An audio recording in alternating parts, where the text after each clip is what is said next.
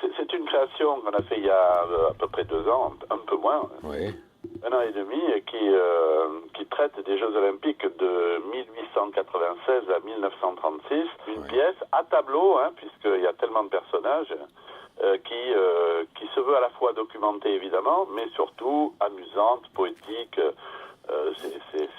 C'est quelque chose de très ludique. Oui. C'était quand même très folklorique dans le sens très humaniste.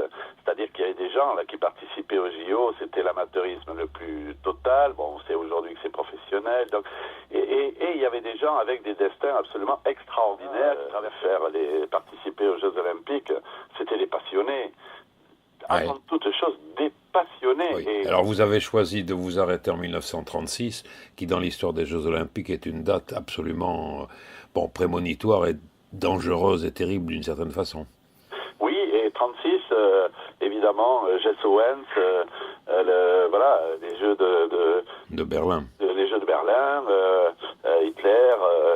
La pièce retrace des choses qui ont existé et ça paraît invraisemblable, donc il faut bien le dire très fort. Attention, tout ce que vous allez voir, c'est vrai.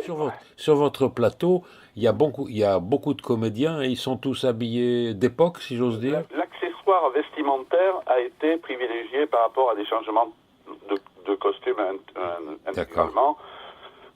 Donc il peut y avoir un drapeau, il peut y avoir un maillot, il peut y avoir des petites choses qui nous transportent à tel moment, dans tel pays. Ça peut être en Grèce, ça peut être à Saint-Louis aux États-Unis, c'est au JO de Paris, c'est au JO d'Amsterdam.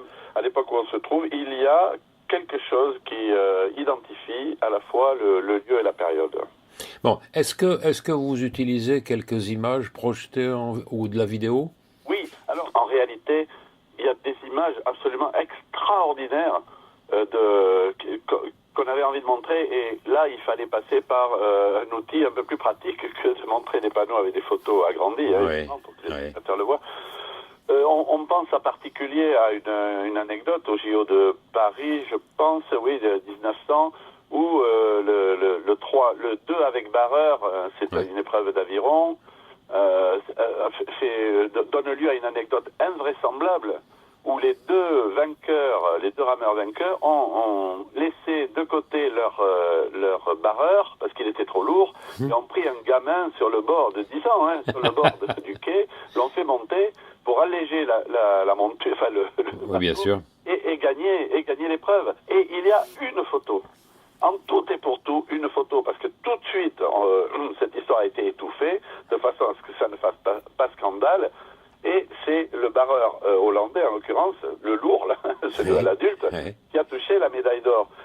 Donc la photo, là, elle a une importance capitale, parce que on raconte cette histoire, c'est très théâtral, etc., etc., mais là, tout d'un coup, en quelques secondes, on voit l'image, et tout d'un coup, c'est ce que m'ont dit pas mal de spectateurs qui ont vu la pièce. D'un coup, ils se disent, mais on avait l'impression d'être parti il y a 100 ans, d'être transporté il y a 100 ans. Et les images, ils sont pour beaucoup quand même, au-delà de la manière dont on traite les sujets. Il y a pas mal tourné hors les murs, parce que le thème s'y prête, je pense aussi, au-delà du renom de la compagnie, qui n'est pas aussi...